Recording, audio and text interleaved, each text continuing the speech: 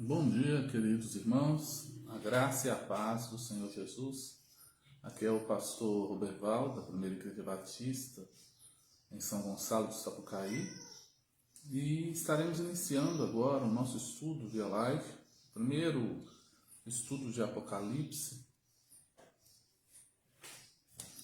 Nós estamos tendo ele via live exatamente pelas condições de aumento do número de Covid e segurança aí para todos os membros e conseguirmos iniciar e passar essa outra fase que está acontecendo. Se Deus quiser, logo nós estaremos estudando juntos ali na igreja. O Apocalipse, queridos, ele é um livro que é visto como um obscuro, um livro que é visto como difícil. Houve uma época em que se falava-se de se ler toda a Bíblia, mas nunca leu o Apocalipse. As pessoas falavam que quem lia o Apocalipse ficava doido, e nada disso é verdade.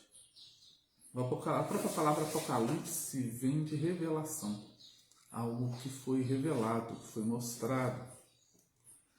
O Apocalipse tem sim alguns pontos um pouco de difícil de interpretação, porque ele tem certos simbolismos dentro dos números, dentro das pragas, dentro dos eventos, mas em essência ele não é um livro complexo. E o mais bonito é que ele é o livro que fecha tudo.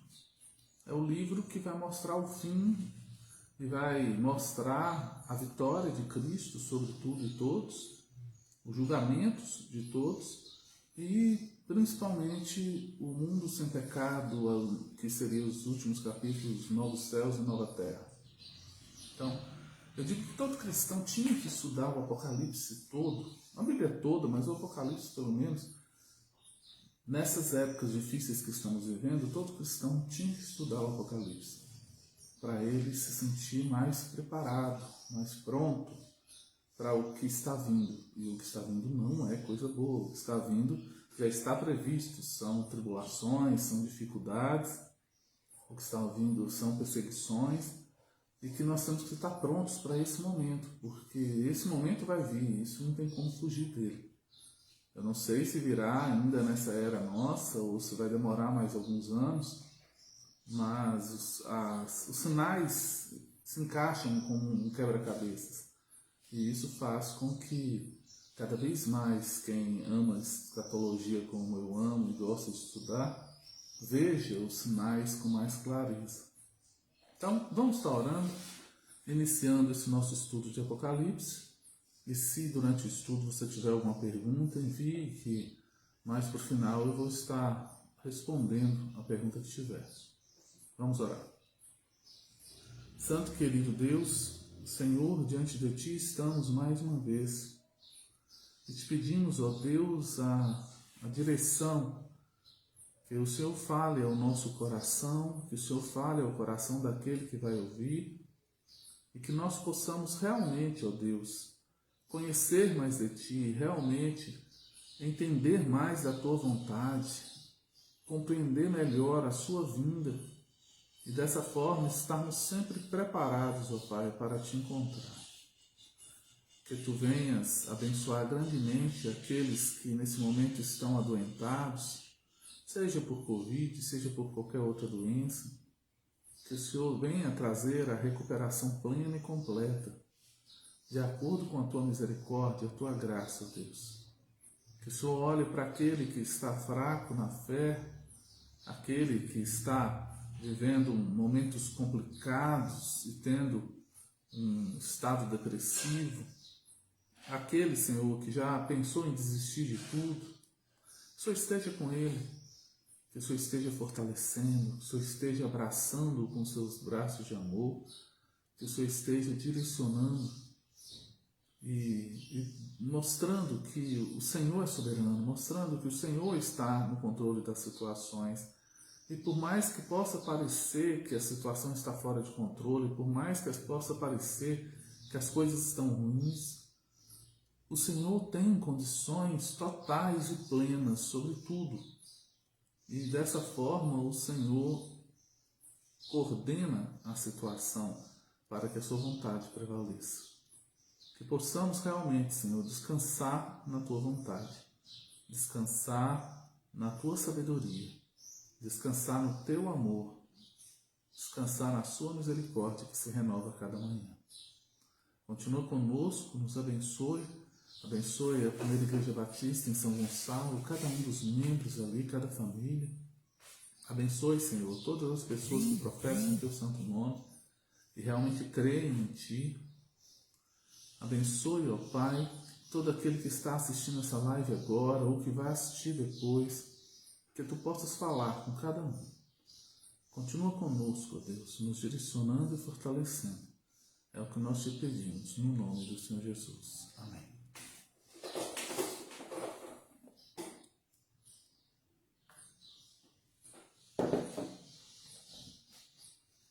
Apocalipse. Antes mesmo de iniciar o Apocalipse, é importante falar algumas coisas. Primeiro, o Apocalipse vai ser o último livro a ser escrito. Por isso que está no final também. E ele vai contar a história do final. Por isso que ele está no final.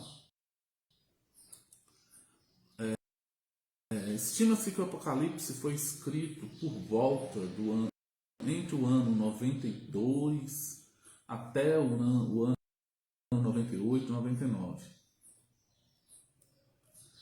Ele foi escrito por João. Esse João não é o João Batista, porque João Batista já havia morrido há bastante tempo. João Batista havia morrido ali por volta do ano 28 da era cristã. Quem havia matado João Batista foi Herodes, que mandou matá-lo e trazer sua cabeça na bandeja de prata. Esse João aqui é o João Evangelista, o mesmo João que escreveu o Evangelho de João, o mesmo João que escreveu a primeira, a segunda e a terceira cartas de João, que estão antes do Apocalipse. Antes do Apocalipse vai ter Judas e depois vai ter essas 3 cartas de João. E por fim ele vai escrever o Apocalipse.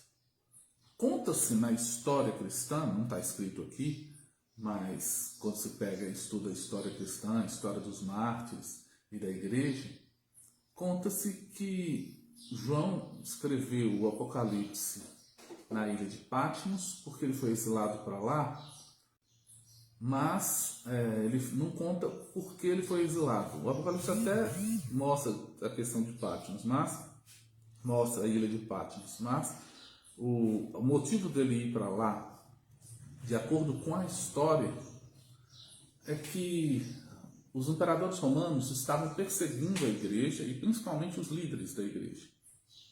E aí já haviam matado Paulo, decapitado, já haviam matado Pedro, crucificado de cabeça para baixo, já haviam matado os apóstolos todos. E, de acordo com a história, eles tentaram matar João. Amarraram as suas mãos e o mergulharam ali num caldeirão de óleo fervendo. Eles queriam fazer um pastel de João. Só que, de acordo com a história, quando mergulhou e puxou ele de volta, e ali ele tinha que ter vindo todo frito, todo cozido, ele voltou, saiu normal. Foi como se tivesse mergulhado ali em água e tirado e escorria ali, mas nenhum dano causou. E aí o imperador falou: esse homem é imortal. Nenhum ser humano resistiria a isso. Então vamos exilá-lo, vamos expulsá-lo do nosso meio e exilá-lo em Patmos. Patmos não era uma ilha de resort de férias. Patmos era uma ilha prisional. Era como se fosse uma Alcatraz americana. Alcatraz era uma prisão, hoje não funciona mais, mas era uma prisão que ficava numa ilha. Para você ter acesso, você tinha que chegar de barco. Isso dificulta bastante as fugas, porque você teria que sair a nado do lugar. Além de passar todas as, digamos, as proteções que teriam para se fugir, você ainda teria que fugir a nado. Ou arrumar um barco que buscasse.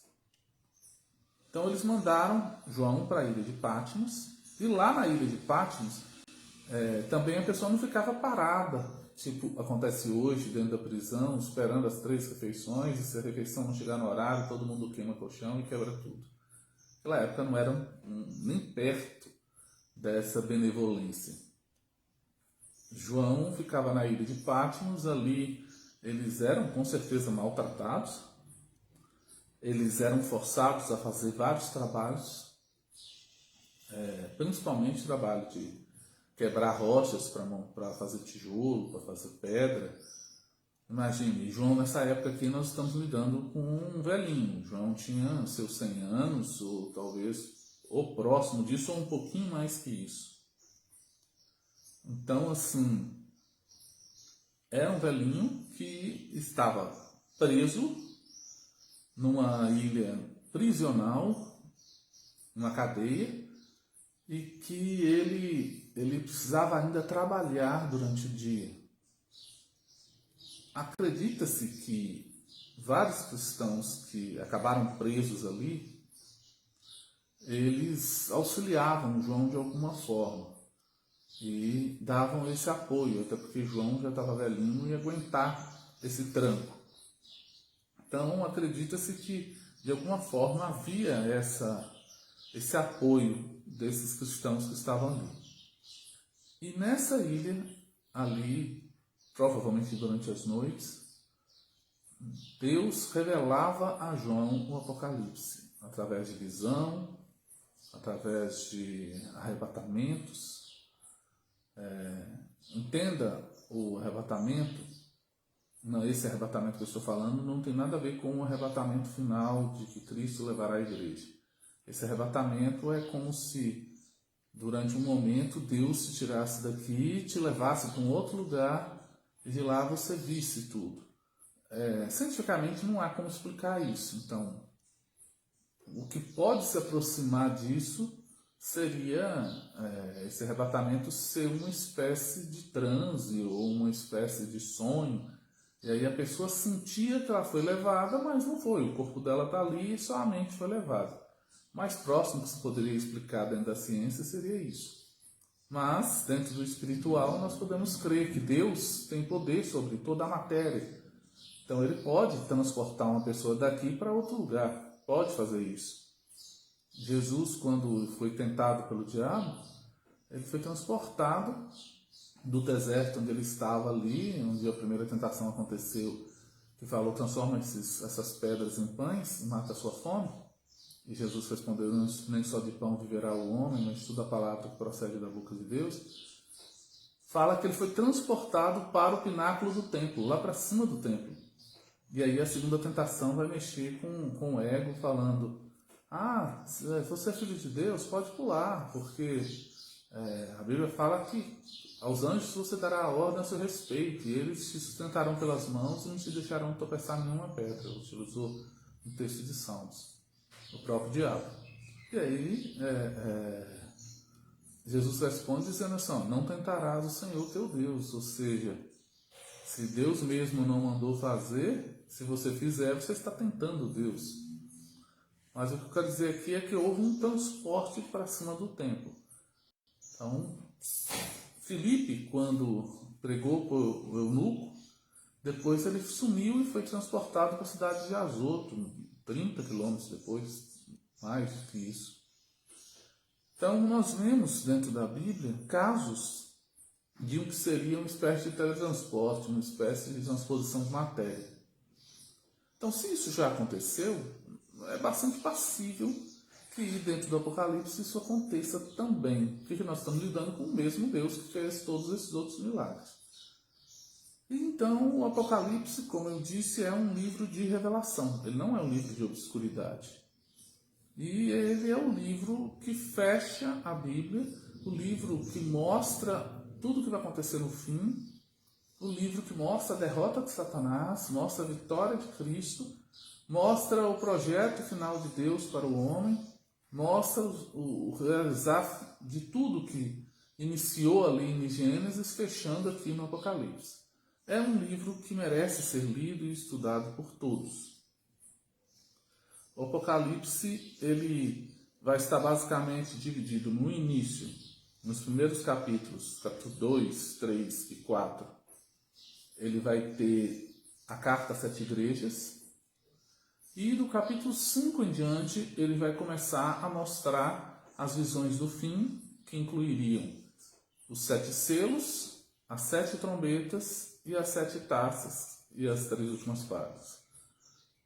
Esses eventos todos vão acontecer aqui dentro, na sequência no Apocalipse. Depois disso viria a volta de Cristo, viria o milênio, o juízo final e os novos céus e a nova terra. Ele está dividido basicamente dessa forma. As cartas às igrejas foram escritas a essas igrejas mesmas, que nós estaremos estudando também. Como eu sempre falo, a Bíblia ela foi escrita em primeira instância às pessoas daquela época. Não se escreveu a Bíblia pensando no ano 2022. Não se escreveu a Bíblia imaginando assim, vou usar uma palavra, vou usar um argumento, vou usar uma figura de linguagem que só terá sentido em 2022. Porque você passaria 2022 anos com a igreja sem ter nenhum amparo naquele desenho, naquela argumentação, naquela escrita. Então a igreja da época foi a primeira abençoada com o Apocalipse. Ela lia, ela compreendia do jeito dela, ela entendia e ela tinha suas forças renovadas.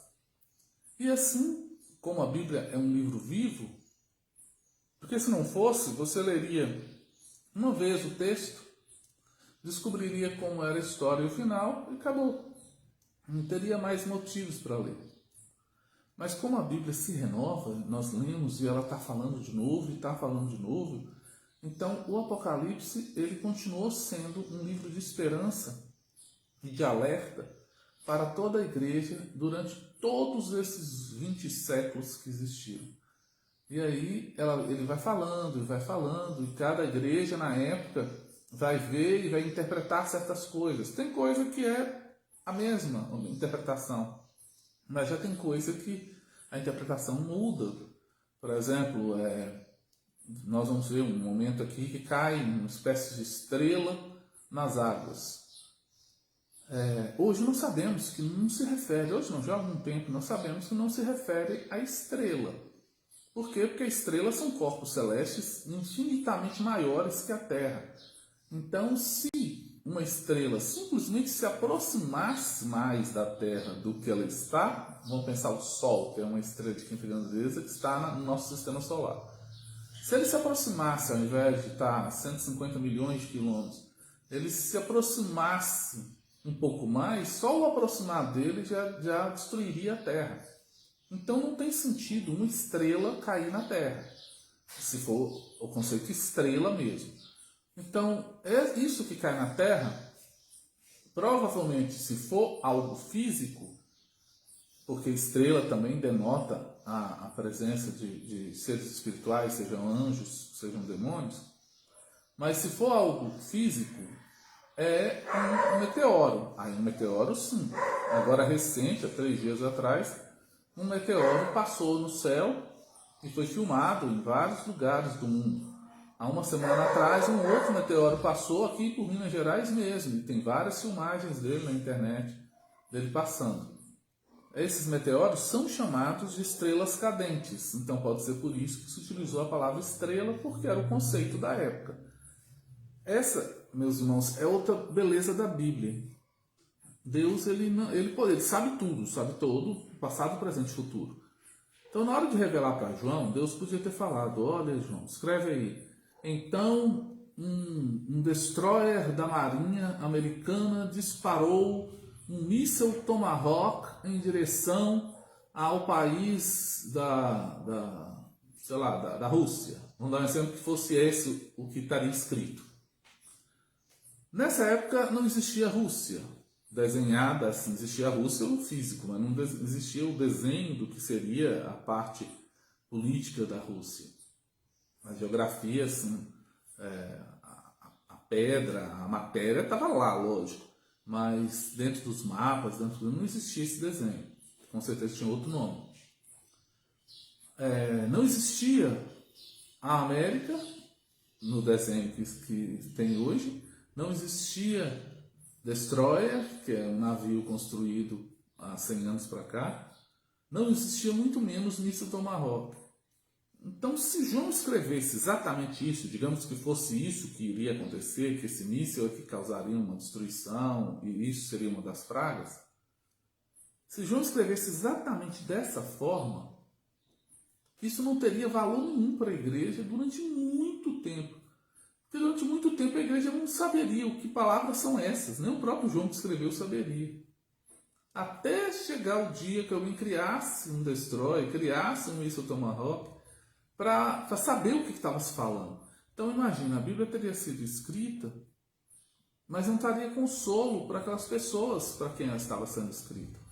A carta às 7 igrejas estava direcionada às igrejas, mas elas não entenderiam nada. Seriam cartas com um simbolismo tal e uma escrita tal que eles não compreenderiam. Então, dentro disso, a Bíblia é escrita num linguajar respeitando o desenho da época. Então, voltando à estrela, a crença da estrela cadente, e é uma crença até hoje, as pessoas quando veem uma estrela passando, chamam de estrela cadente, mas na verdade são meteoritos. Quando eles invadem a atmosfera terrestre, eles pegam fogo e passam no céu, tipo um risco. Aí assim, as pessoas quando veem falam, uma estrela cadente, pode fazer um pedido. Então essa crença continua até hoje. E é óbvio que os pedidos não são atendidos pelas estrelas cadentes, porque elas só são pedaços de pedra que estão caindo na Terra. Mas a crença que se falava, a lenda e tudo era assim. Então, quando João cita, por exemplo, uma estrela caindo, ele imagina uma estrela cadente que cai a todo momento e é aquela estrela que está caindo ali nos rios e vai causar a praga que depois nós vamos estudar. Então, talvez essa estrela seja mesmo um míssil químico que vai destruir as águas. Mas se falasse isso, não teria nenhum resultado para João e para as pessoas da época. Então é mais fácil falar na linguagem da época. Então a Bíblia vai estar cheia disso, o Apocalipse vai estar cheio disso. Tirando isso, vão existir sim alguns simbolismos que a gente vai explicar dentro do possível. É lógico que nenhuma explicação que eu der aqui vai ser suficiente. Sempre vai ter condições de se explicar mais profundamente, de se conhecer mais profundamente. E a outra questão é que, quando nós estudamos o Apocalipse, nós temos que ter em mente a nossa posição escatológica. E dentro da posição escatológica, ela é em referência à volta de Cristo. Nós temos o pré-tribulacionismo, o atribulacionismo e o pós-tribulacionismo. Nós temos o pré-milenismo, o amilenismo e o pós-milenismo. Vamos explicar cada um deles. Falando primeiro quanto à tribulação, e tribulação aqui entendam como a grande tribulação. O pré-tribulacionismo acredita que Jesus vem antes da tribulação. Essa é uma visão bem conhecida de muitos teólogos. Muitos bons teólogos utilizam essa visão. Ela é mais comum no meio pentecostal, mas mesmo assim existem vários batistas que creem também nessa visão. O pré-tribulacionismo nos fala o quê? Nos fala antes. Jesus vem antes da tribulação. Então seria a tribulação, que vamos entender aqui como um período de 7 anos, e aí seria baseado nas 70 semanas de Daniel. Nós já falamos sobre Daniel, estudamos Daniel. Então, assim, as 70 semanas de Daniel, interpretando, vai sobrar uma semana equivalente a 7 dias, são semanas de anos, 7 anos. Então, se acredita que essa semana que não aconteceu é a semana da grande tribulação. Mas, dentro desse desenho, pode ser que sejam 7 anos, pode ser que sejam 6, pode ser que sejam 8. Não precisa se cravar uma data exata. Se imagina 7 por lógica. Mas são tantas as questões que não se pode bater uma data fixa. O ano judaico ele tinha 360 dias. O nosso ano tem 365 e às vezes 366. Só aí, se eu colocar 7 anos, eu vou ter uma diferença bastante significativa. Você está devendo 5 dias por ano. Se você pôs 7, vai ser 35 dias. Se tiver ano bissexto aí, com certeza vai ter pelo menos 1 ou 2. Você vai ter aí 37 dias. Já dá mais de um mês de diferença dentro do desenho. Então, se nós trabalharmos em datas cravadas mesmo, nós corremos riscos começou, a cultivação começou 1º de janeiro. Eu sei que daqui 7 anos, 1º de janeiro ela acaba. Não funciona bem assim. E nós temos que fugir da ideia, mesmo que ela pareça de alguma forma prazerosa ou pareça de alguma forma interessante, fugir da ideia de tentar marcar data. Todos que tentaram marcar data para a volta de Cristo falharam, todos, e falharam miseravelmente. Eles marcavam e anunciavam, e pessoas vendiam propriedades, e pessoas abriam mão de tudo e ficavam esperando e não vinha e destruía a vida dessas pessoas. O próprio Jesus falou em Mateus 24 que naquele momento ninguém sabia, nem ele, só Deus sabia o momento da volta. É óbvio que Jesus, como Deus, sabe. Ele é Deus também. Não existe uma divisão de segredos entre Deus. Naquele instante, como ser humano, é que ele falou, olha, nesse momento eu abri mão dessa onisciência, então assim, nesse momento eu não sei, nesse momento só o Pai sabe. Mas é óbvio que depois que Jesus ressuscitou e retornou aos céus, e ele continua sendo Deus, e continuou naquela época, é óbvio que ele sabe o dia. Então, se é uma coisa restrita a Deus, por mais que a gente queira marcar, não vai funcionar. Não vai ter jeito.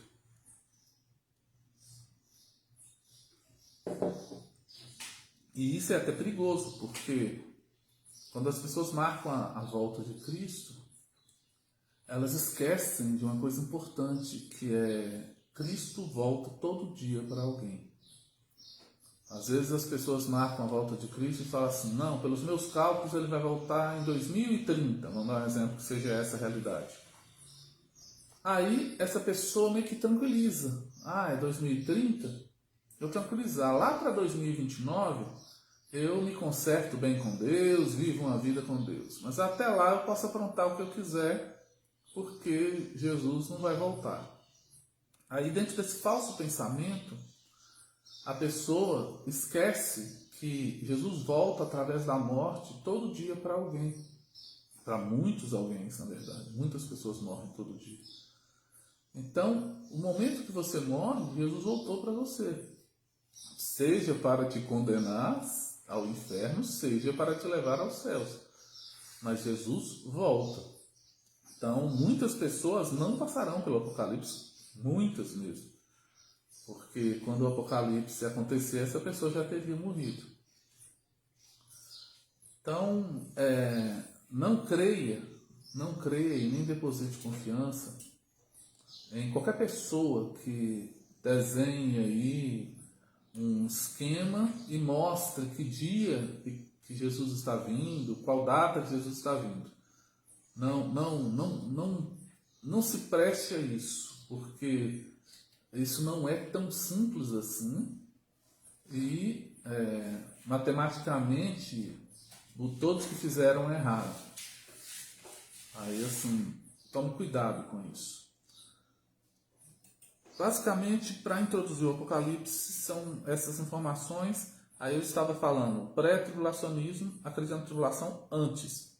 Então a igreja, antes de entrar na tribulação, ela é arrebatada. E aí ela passa 7 anos de festa no céu e na terra está acontecendo o que seria as pragas do Apocalipse.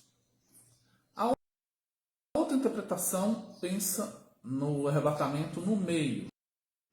Ou seja, os primeiros 3 anos e meio, o primeiro período, que é chamado período de paz, em que o anticristo conquista o coração das pessoas, nesse período a igreja está aqui.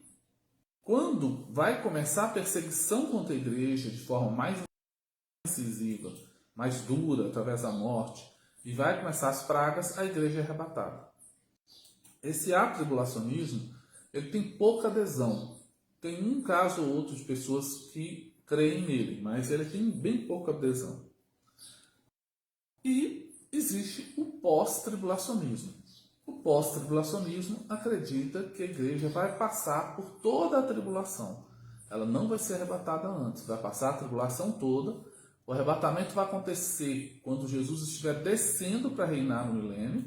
Aí, quando ele estiver descendo, a igreja é transformada e se encontra com ele, única e exclusivamente para iniciar o milênio. Não existe essa de festa no céu e tudo. Tudo vai acontecer nesse arrebatamento para iniciar o milênio. Esse também tem muitos adeptos. Inclusive, eu não escondo ninguém, eu sou dessa linha. Eu sou da linha pós-tribulacionista, pré-milenista. Aí, dentro do milenismo, nós temos essas três visões. Nós temos o pré-milenista. O pré-milenista é aquele que acredita que Jesus vem antes do milênio. Jesus desce e inicia o milênio e reina durante o reino do milênio com a sua igreja. O amilenista acredita que não existe milênio. O milênio é uma fantasia. O milênio está acontecendo agora, a igreja está reinando e tudo, e não vai ter milênio, vai simplesmente chegar a volta de Cristo e aí pula o pedaço do milênio que está escrito lá e já inicia o que seria o juízo. E o pós-milenista acredita que a igreja influenciaria tanto o mundo que o mundo ele ficaria muito bom, cada vez melhor, até ele ficar bom o suficiente como se fosse o reino de Cristo. Então, o pós-milenismo hoje, achar um pós-milenista é achar uma agulha no palheiro. Ninguém quer ser pós-milenista, porque todo mundo está vendo que o mundo não tem nada de bom, o mundo não melhorou nada, o mundo piorou muito nesses últimos anos. Era comum você encontrar pós-milenista no século XVIII, no início do século XIX, no máximo, que aconteceram, no século XVIII para o XIX, aconteceram os grandes avivamentos da igreja. E ali você tinha milhares de pessoas se convertendo, você tinha cruzadas que aqueles pregadores iam e centenas e centenas aceitavam Jesus na mesma noite. Você tinha países inteiros se convertendo. Então, naquele período, foi um período muito abençoado, um período que Deus derramou bastante da sua glória, do seu poder sobre a vida humana, e as pessoas elas aceitaram a Cristo em volumes. Nessa época começou a se dar força ao pós-milenismo e tinha algum sentido. Se falava assim, não, do jeito que vai, com a quantidade de gente que está convertendo, a terra vai virar o céu na terra. E aí Cristo vai reinar através da sua igreja, e esse será o milênio. E se a coisa tivesse continuado desse jeito, haveria muita lógica mesmo. Você estava com países todos se convertendo, pessoas todas se rendendo a Cristo, pessoas sendo impactadas pelos seus pecados. Então, se isso continuasse acontecendo, nós teríamos aí, isso foi há 200 anos atrás, 150 anos atrás. Então, se isso tivesse continuado, hoje nós teríamos uma terra muito, mas muito melhor. Quer dizer, existiria pecado, lógico, existiria a parte ruim, mas ela seria reduzida, porque as pessoas boas que foram impactadas e transformadas pelo Evangelho seriam tantas que impactariam na vida das pessoas. Mas, infelizmente, isso não aconteceu.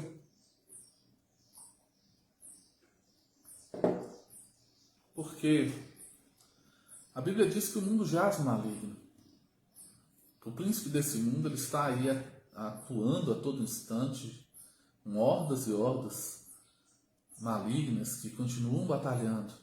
Então, e que o ser humano em si ele tem um coração mau, enganoso. Quando isso aconteceu, o pessoal estava acreditando no pós-milenismo e achando que tudo funcionaria. E o que houve? Veio a Primeira Guerra Mundial. Isso foi um balde de água fria. Depois da Primeira Guerra Mundial, veio a crise de 1929 na América, que destruiu muitas vidas. Depois veio a Segunda Guerra Mundial e acabou de jogar uma pá em cima da crença do pós-milenismo. Hoje, como eu disse, é muito raro você achar um pós-milenista, porque ele não encontra amparo bíblico dentro do desenho que está. Então, a divisão da crença dentro do Apocalipse passa por esses dois pontos, divididos em 3 pontos cada um, que seria: quanto à volta de Cristo, baseado na tribulação, o pré-tribulacionismo, atribulacionismo, pós-tribulacionismo. E quanto à volta de Cristo baseado no milênio, o pré-milenista, o amilenista e o pós-milenista. Dentro do desenho que você decide seguir nessa linha escatológica, você vai ler certos textos com um tipo de olhar ou outro tipo de olhar. Eu já fui no passado pré-tribulacionista, pré-milenista. Eu acreditava que a igreja era arrebatada antes e depois a igreja voltava para reinar o milênio. Mas isso bem nos primórdios do meu início de estudo do Apocalipse, muitos anos atrás, coisa de... Eu não sou tão velho assim, mas é coisa de uns 30 anos atrás. Eu amo estudar Apocalipse, estudo Apocalipse desde os meus 13, 12 anos de idade. E assim, o primeiro livro que eu li na realidade na Bíblia, quando eu comecei a ler a Bíblia, foi o Apocalipse. Eu comecei a ler a Bíblia de trás para frente. E eu li isso lá com meus 6 anos de idade. E aí eu li o Apocalipse, me encantei pelo Apocalipse. Só que não estudei ele, não tinha nem condições para isso. Aí, com 12 anos, eu comecei os meus primeiros estudos básicos de Apocalipse. E quando já estava jovenzinho ali, com 16, 15, 16 anos, eu já estudava Apocalipse. Mas até os 18, vamos por aí, 18, 19 anos, eu ainda tinha uma crença pré-tribulacionista, pré-milenista. Depois, estudando mais profundamente, eu mesmo cheguei à conclusão do pós-tribulacionista pré-milenista, chamado de pré-histórico. Não é pré-histórico porque é antigo, é pré-histórico por quê? Porque essa era a crença que a igreja primitiva também tinha. A igreja primitiva acreditava que ela passaria pela tribulação, então ela era pós-tribulacionista, e que ela encontraria com Cristo para reinar o milênio. Ela era pré-milenista. E esse é um dos argumentos mais fortes que eu sinto no meu coração para crer dessa forma, porque pense, se aquelas pessoas que estavam mais próximas da época de Cristo, mais próximas da época dos apóstolos, que ouviram da boca de João mesmo a interpretação e o livro em primeira mão, se essas pessoas ouviram da visão de Paulo essa interpretação e elas creram dessa forma, por que milhares de anos depois eu mudaria a forma de crer, já que eles criam dessa forma e eles tinham esse conhecimento? Então, assim, só esse argumento já seria o suficiente. Mas você vai perceber que, conforme andarmos no Apocalipse, os versos têm uma facilidade de interpretação muito maior para uma igreja que passa pela tribulação e para uma igreja que fica para o milênio. Ela tem uma facilidade de interpretar isso mais. Sempre quando nós estivermos estudando os versos, eu vou falar, olha, esse verso é utilizado pelo pré-tribulacionista, acredito que a igreja vai arrebatar antes, por causa disso aqui. Mas, se você vê o contexto, o pós-tribulacionista acredita que isso vai acontecer assado. Então, assim, eu sempre vou estar mostrando um pouco das visões, mas a minha visão ainda é pós-tribulacionista. A igreja vai passar por todas as pragas, por todas as tribulações, vai ser conservada na grande maioria das vezes, como lá na terra de Gósen os judeus foram conservados, os hebreus foram conservados em vida, mas é óbvio que eles sofreram as pragas também. Por exemplo, Se o Nilo vira sangue, não tinha como o Nilo ficar sangue em um pedaço do Egito e de um ponto para lá virar água de novo. Eles sofreram com isso também, os piolhos, as pragas de gafanhotos e tudo. Querendo ou não, elas de alguma forma afetaram eles. Mas eles estavam conservados. Aqui eu vejo mais ou menos a mesma coisa com a igreja. A igreja vai passar pelas tribulações e na sua grande maioria vai ser conservada. Por que eu digo grande maioria? Porque, por exemplo, digamos que uma das pragas seja mesmo um meteoro ou um míssil caindo sobre uma região. Vai cair sobre a América do Sul e vai dizimar a América do Sul. Não tem sentido cair, suponhamos, um míssil em cima de São Gonçalo, explodir São Gonçalo todinho, tudo virar pó, e de repente do pó levantar só os cristãos. Não tem sentido isso. Não tem sentido, porque o cristão já está salvo, não tinha motivo dele, de acabar com tudo e ele levantar. Ele morrendo, ele ia encontrar com Cristo, depois ia voltar com Cristo para iniciar o milênio. E não tem sentido por causa da parte física mesmo. O cristão é carne. Se fosse assim, um cristão não sofreria acidentes. Se fosse assim, um cristão não morreria de algum tipo de enfermidade. Por quê? Porque ele está totalmente preservado. Isso não acontece. Existe uma coisa chamada propósito. Se Deus tem propósito, que aquela pessoa continue viva para cumprir uma missão, naquele período desse propósito, aquela pessoa é imortal. Nada vai acontecer com ela porque há um propósito que Deus tem final para que seja feito. Mas se não for assim, essa pessoa está sujeita a todas as outras ações que qualquer outra pessoa tenha. A chuva vai cair sobre bons e maus, o sol vai nascer para todos. Então, assim, se essa pessoa ela não souber, se ela não souber lidar, se ela pular na frente da carreta na BR, achando que ela é o Superman, que vai parar a carreta com os braços, ela não vai parar. Ela vai acabar falecendo ou machucando muito. Então, assim, nós somos humanos. Somos cristãos, servimos a Deus por fé, mas somos humanos. Então, no Apocalipse, uma praga cair numa região X e todo mundo morrer naquela região, quando fala todo mundo, morreu os cristãos juntos. Pronto. Mas, no geral, aquilo que é a perseguição do anticristo, aquilo que é algo que vai sobrar aquele grupo de cristãos no final, então Deus vai preservar aquele grupo vai continuar. Então esse é um panorama geral do que é o Apocalipse e de como estudá-lo. Eu imagino que perguntas vão surgir, se não tiver hoje, com certeza depois perguntas vão surgir. Eu amo responder. Então, assim, se vocês tiverem dúvidas, eu espero em Deus que semana que vem a gente possa estar na igreja juntos, mas se isso não acontecer, pode mandar suas dúvidas antes, manda pelo WhatsApp, ou manda aqui nesse canal do Face, que eu vou estar juntando essas dúvidas e vou estar respondendo todas elas conforme for possível. Então, iniciando o Apocalipse, faltam uns minutinhos para as 11, dá tempo a gente ler pelo menos o primeiro trecho. Apocalipse capítulo 1, versos de 1 a 3.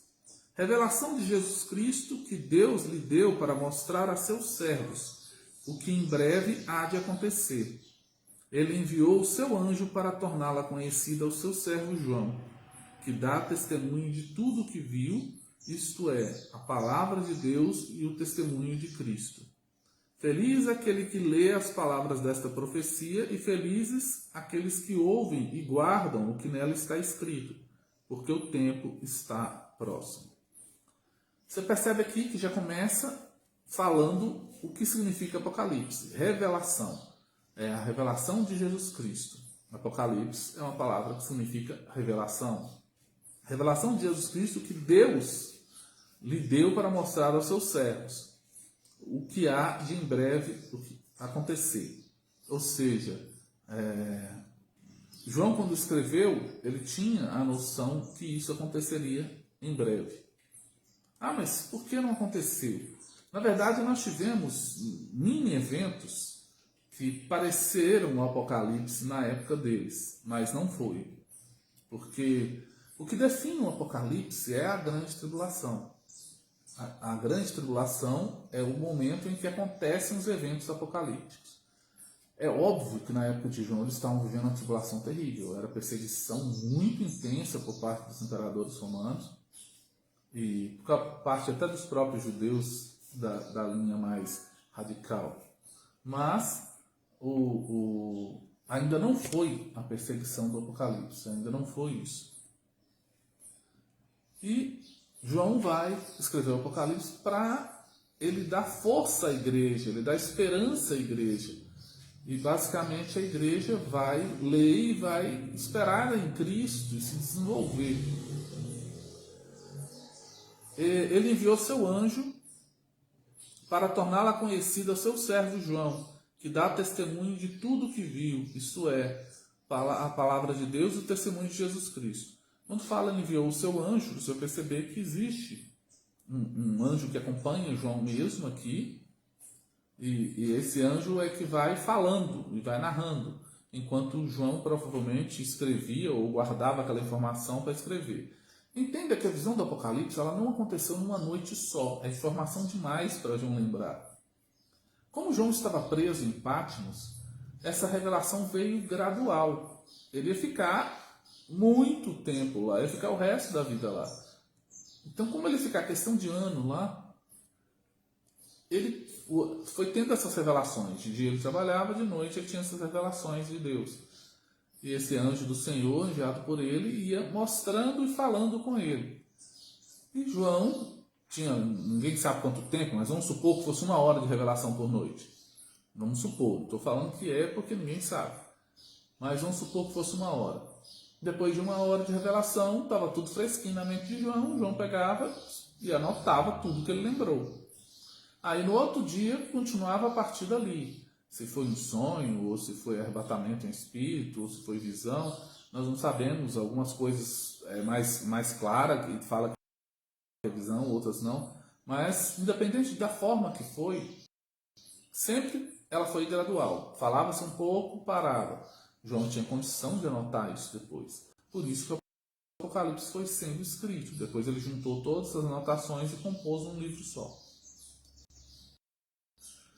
Aí ele é um livro que já começa dando uma promessa de bênção para aquele que lê e guarda. Feliz é aquele que lê as palavras dessa profecia, e felizes aqueles que ouvem e guardam o que nela está escrito, porque o tempo está próximo. Você percebe aqui que fala feliz na minha Bíblia, nas Bíblias antigas vão falar bem-aventurado, mais que feliz.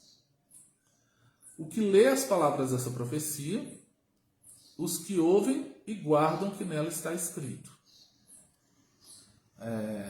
O que lê a palavra é o que está recebendo essa carta e está lendo para a igreja. Ele é feliz por isso. Mas mais feliz é quem ouve, e quem está lendo também ouve, né?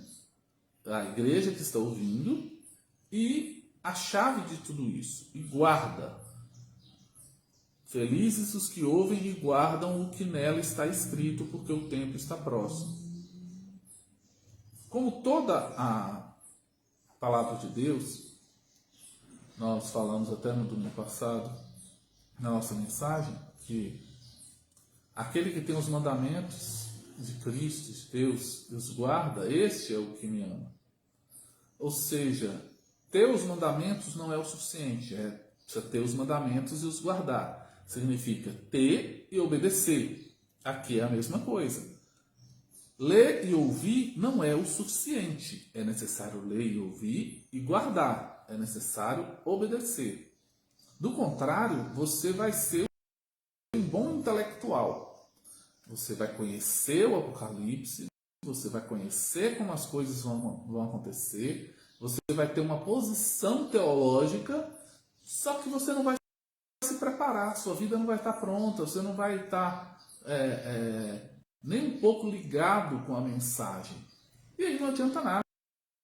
O objetivo da mensagem é exatamente que você fique ligado com ela e obedeça a Deus. O objetivo da mensagem é que você seja transformado por ela. Se você só vai ouvir a mensagem, ela vai entrar no ouvido e sair no outro, ou ela vai entrar só só para a parte de guardar a informação ficou, mas ela não produziu nenhuma mudança na sua vida, então não adiantou. Você leu aquele texto, esse texto escatológico do Apocalipse, você leu como lesse um romance, uma revista em quadrinhos ou uma revista científica. Ela gerou para você um conhecimento apenas e pronto. E só isso não basta. Quando nós lidamos com a palavra de Deus, precisa haver mudança, precisa haver transformação. E o texto fala: felizes os que ouvem e guardam por uma razão, porque o tempo está próximo. Ou seja, o tempo da vinda de Cristo está próximo. Ah, pastor, mas isso já estava sendo falado desde aquela época.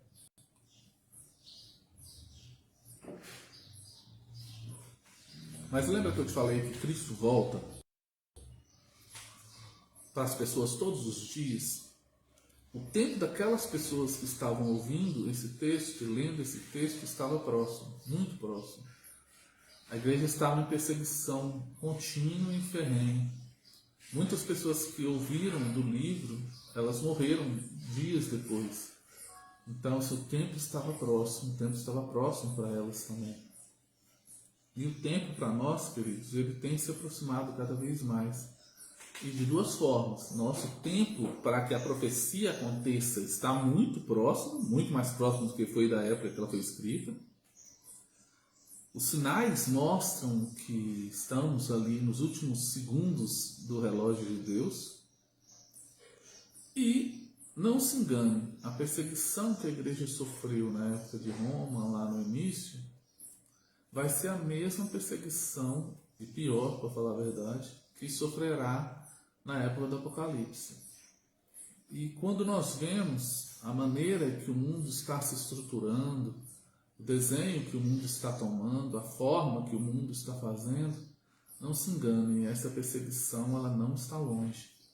Eu sempre digo, aproveitem suas Bíblias enquanto vocês têm. Aproveitem para estudá-la, aproveitem para lê-la, para guardar o que está escrito. Porque uma das primeiras coisas que vai acontecer quando iniciar a perseguição em um governo mundial vai ser tomar a palavra de Deus. E isso não vai ser difícil, irmãos. Por mais que pareça, mas não vai ser. Provavelmente vai se chegar, no caso dela de forma eletrônica, vai ser a mais fácil do mundo. Porque se coloca ali uma atualização que o celular baixa sozinho e quando baixar ele exclui esse aplicativo. Então você não vai ter nem opção. Isso vai ser baixado no seu celular sem que você saiba e depois excluir. Todo dia o seu celular baixa um monte de atualização, você não vai saber. E uma vez que tirou ela de forma digital, muito cristão hoje só tem a Bíblia digital, não tem a Bíblia escrita, aí vai ter uma visita de uma guarda nacional ou guarda mundial nas casas, que vai ser exatamente para recolher as Bíblias. Eu imagino que essa primeira visita ela vai ser mais cordial e vai se falar assim: olha, nós estamos passando aqui recolhendo todas as Bíblias. Nesse momento, nós não vamos entrar na sua casa, nós vamos recolhê-las aqui de fora. Mas a próxima vez que nós viermos, se tiver uma denúncia que tem Bíblia aqui, a gente vai entrar e isso vai ser um crime.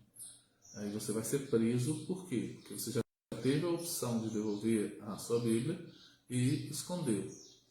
Então pode ter certeza, nessa hora muitas pessoas vão entregar suas Bíblias e vão ficar sem Bíblia alguma.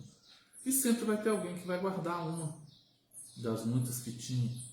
E vai correr esse risco, o risco que depois ele vai ser até preso e morto por ter essa Bíblia. Por que a Bíblia vai ser tirada? Porque o anticristo sabe que a palavra de Deus, ela fala com o ser humano.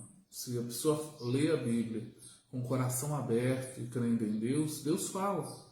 A pessoa consegue até se converter sem precisar de uma mensagem de outra pessoa. Se ela simplesmente lê a Bíblia mesmo, lê os Evangelhos, lê a história de Cristo, lê as cartas de Paulo, o Espírito Santo que convence do pecado, da justiça e do juízo vai convencer essa pessoa e essa pessoa vai aceitar Jesus. Então, se eu recolho todas as Bíblias, eu corto essa possibilidade.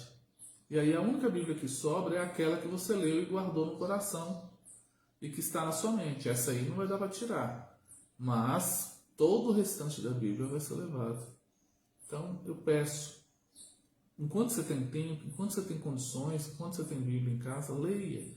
Leia e releia, aprenda, desenvolva, para que você tenha um mínimo de palavras de Deus na hora que esse momento chegar. Então, semana que vem nós continuamos, e aí vamos iniciar mesmo. Aqui nós só lemos os 3 primeiros versos, mas eu precisava dar esse panorama inicial para começar o Apocalipse.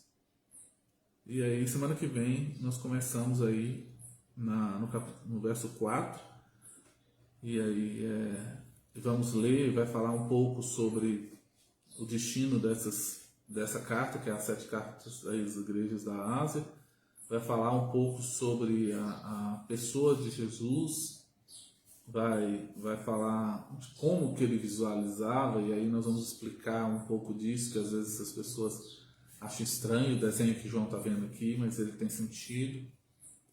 E por fim vai dar o verso-chave de todo o Apocalipse, e vai abrir a porta para entrar o que seria as 7 igrejas, a carta às 7 igrejas, no capítulo 2. Semana que vem, então, nós vamos estar estudando. Deus abençoe vocês. Temos alguma pergunta? Não, né? Deus abençoe vocês grandemente. Tenham um ótimo domingo. À noite também será live. Então, nós estaremos aqui à noite, falando a palavra de Deus, juntamente com os irmãos. Deus abençoe.